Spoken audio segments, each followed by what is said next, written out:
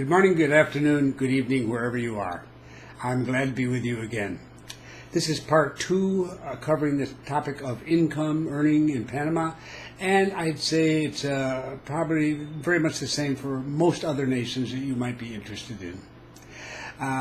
Part one, I'd said it would be the first of two parts.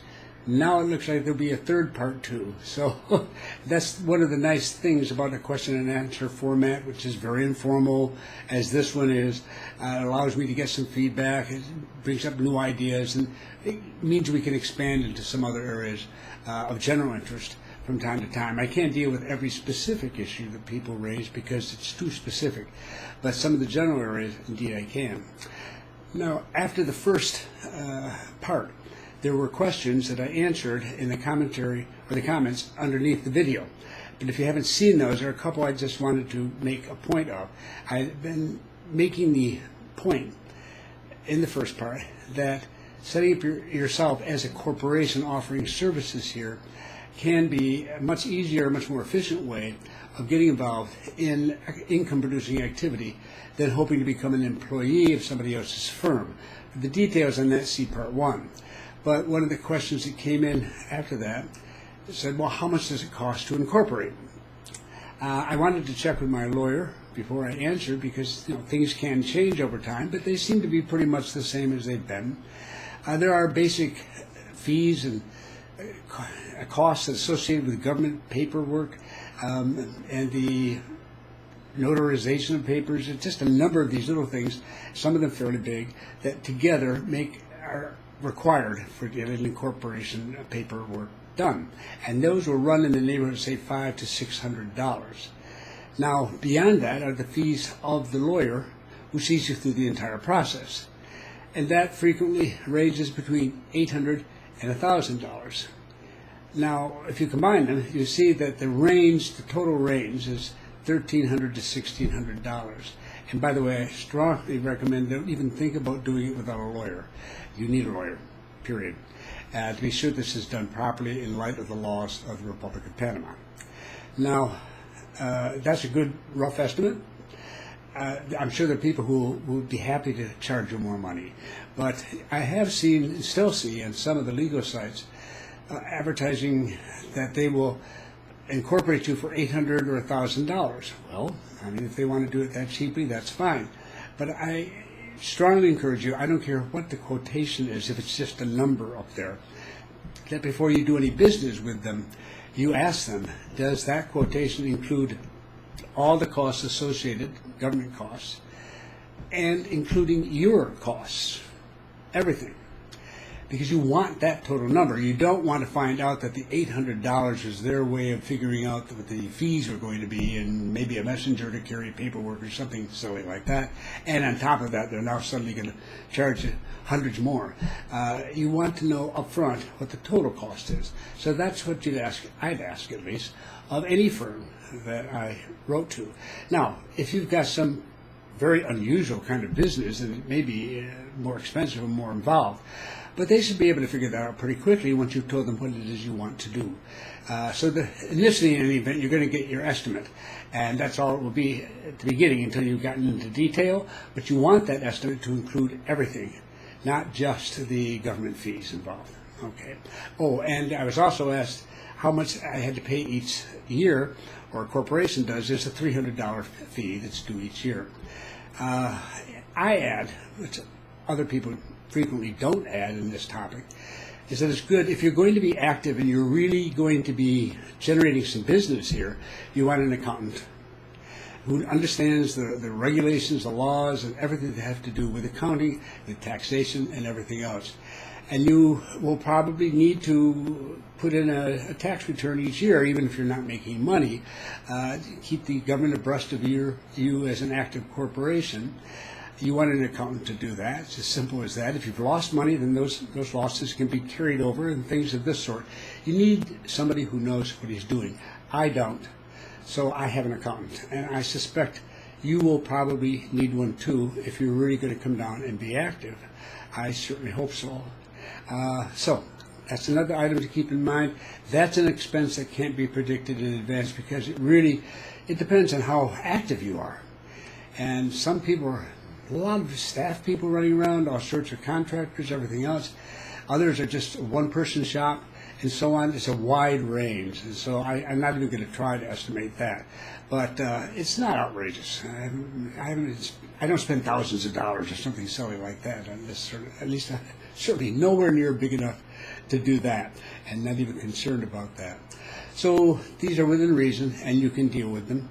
But it gives you a rough idea of what to expect when incorporating. Now, moving along to the other topic I want to discuss today.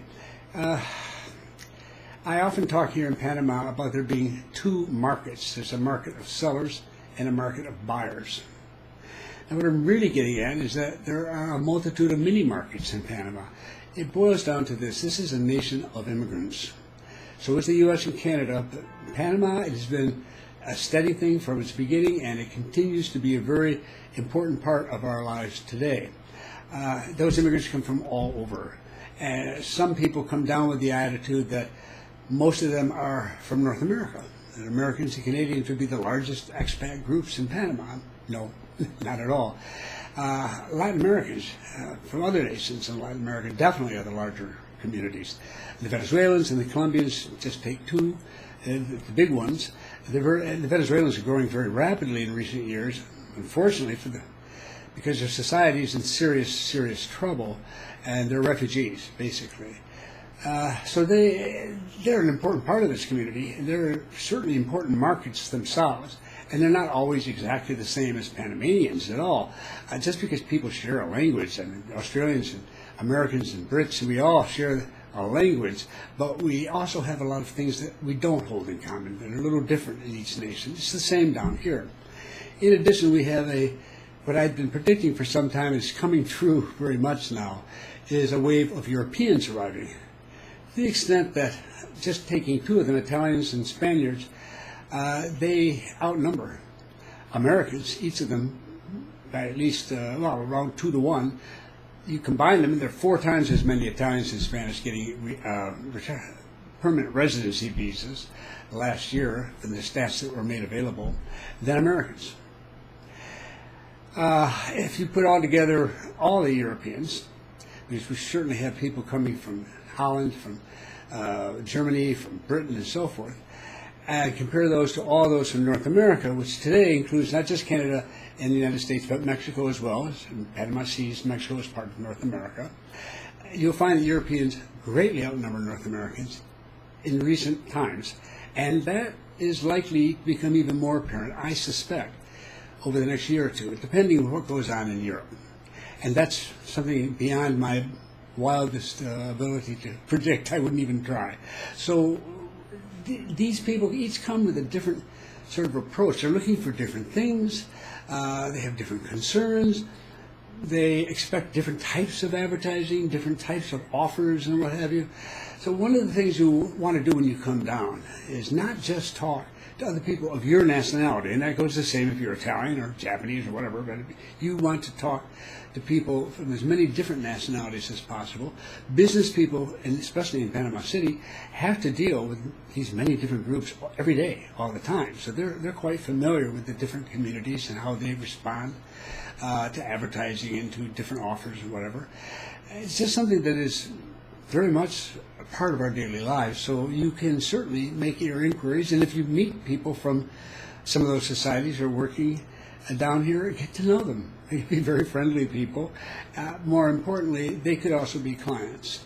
And if you're going to just focus on your own nationality or people very much like you, then you've greatly reduced your market. And you're missing out on terrific amount of business that you could also be doing if you just reached out to these other groups. I mean, they have their restaurants, their community or associations, their gatherings and what have you. There are ways and means of getting through to the different communities here. It takes some time to learn your way around. But keep this attitude of there's a multitude of buyers and a multitude of sellers, and they come from all over the world, and you need to be open-minded and ready and willing to provide different things to different segments of your market if you really want to be successful.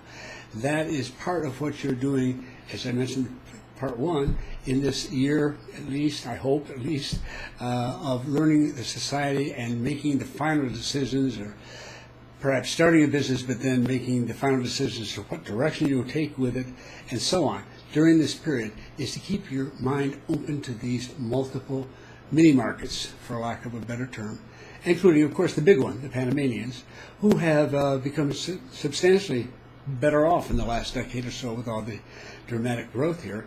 So everybody's got something to offer you in the way of being a purchaser, being clients.